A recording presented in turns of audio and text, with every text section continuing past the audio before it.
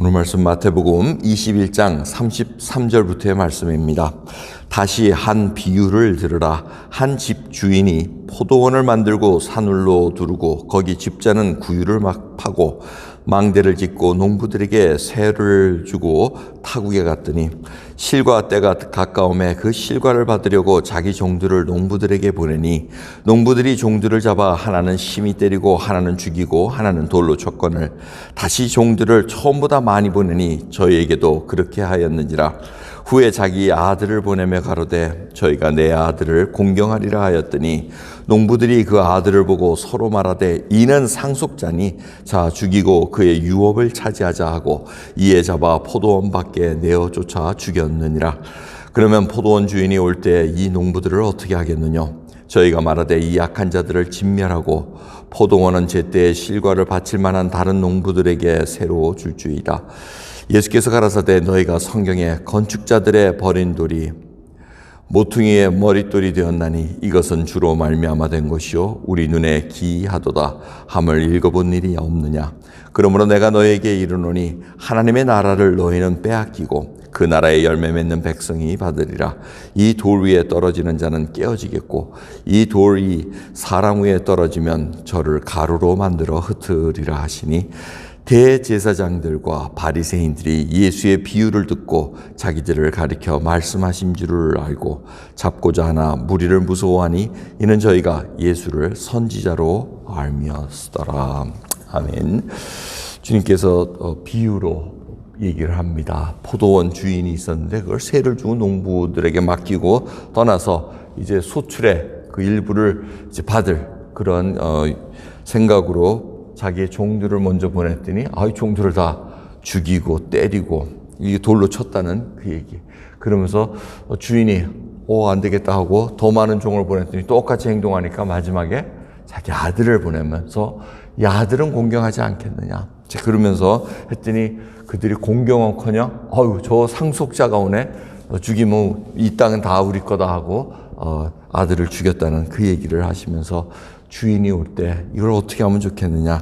그러면서 예수님께서 시편 118편을 인용하시면서 건축자의 버린 돌이 결국은 머릿돌, 캡스톤이 됐다 해서 이 건축에 있는 가장 중요한 돌이 되셨다고 이렇게 말씀을 하십니다. 그래서 열매 맺는 백성들이 받으리라 하니까 이 비유를 듣는 자들이 알았다는 겁니다. 우리가 지금 이러한 행동을 하고 있구나. 그 앞에 있는 비유 내용들이 뭡니까?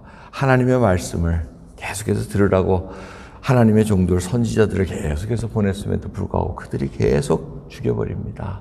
우상 섬기지 마시오. 회개하시오. 하나님께 돌아오시오.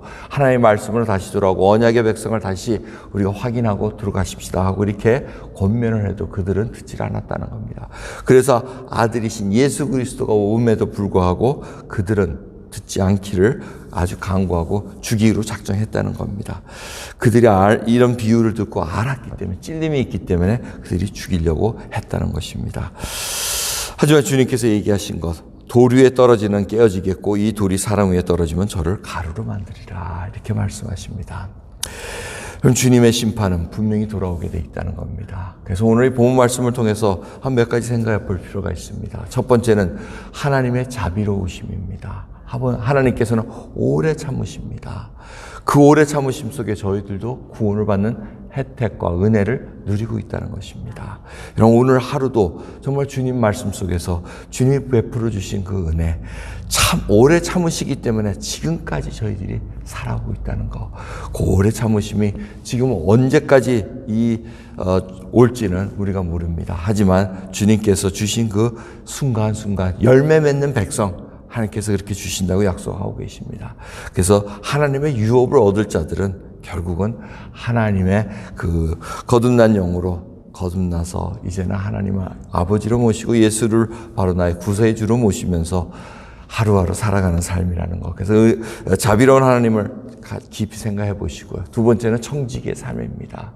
하나님께서 맡기십니다. 맡긴 삶들 우리들에게 정말 이 천국을 소유한 자로서 천국에 사는 백성으로 맡기신 그 소명들 잘 감당하는가 보기를 원합니다. 말씀이 들려올 때 그걸 그냥 막 박차고 순종하지 않는 그 모습이라면 결국은 전에도 말씀드렸지만 우리의 삶은 열매 맺는 삶이 아니고 광야에 있는 삶입니다. 광야는 열매가 없습니다. 광야는 만나와 물은 맛입니다. 하나님의 은혜와 인도함은 있지만 그보다 더한 풍성한 삶을 누리는 걸 우리가 놓치고 있다는 겁니다. 왜? 순종하지 않기 때문에. 말씀대로 들어가지 않고 계속해서 자기 생각대로, 내가 생각하는 대로 하나님이 좋아하시겠지, 내가 생각하는 대로 이거는 버릴 수가 없어, 자기 생각 속에 있으면 계속해서 메마른 땅을 계속 다닐 수밖에 없는 그런 상황이라는 거.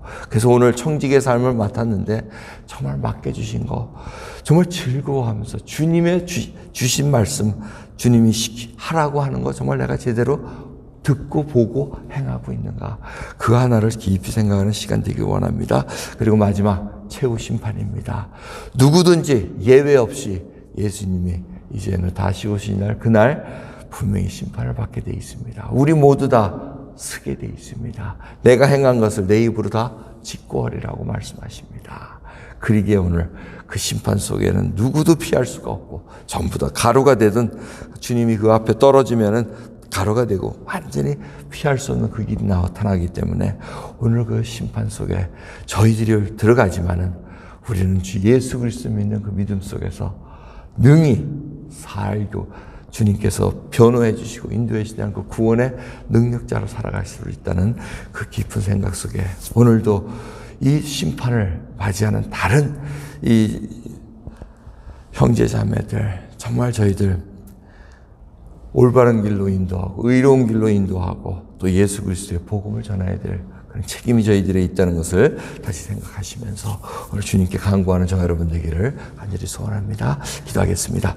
하나님 감사합니다. 오늘도 귀한 새벽 저희들 청지기로서 살아갈 수 있는 은혜와 믿음 주신 거 감사합니다. 주님의 오래 참으심으로 말미암아 오늘도 결단하고 돌아설 수 있는 시간 주신 거 감사합니다. 아버지, 마지막 심판의 시간대가 저기야 다가오는 것을 알고 있습니다. 아버지, 어느 누구가 피하겠습니까? 주님 앞에 저희들 정말 믿음 주신 거 온전히 간직해서 열매 맺는 백성으로 살아갈 수 있도록 오늘 은혜 베풀어 주시옵소서. 감사드리며 우리 주 예수 그리스도의 이름으로 기도드렸나이다. 아멘.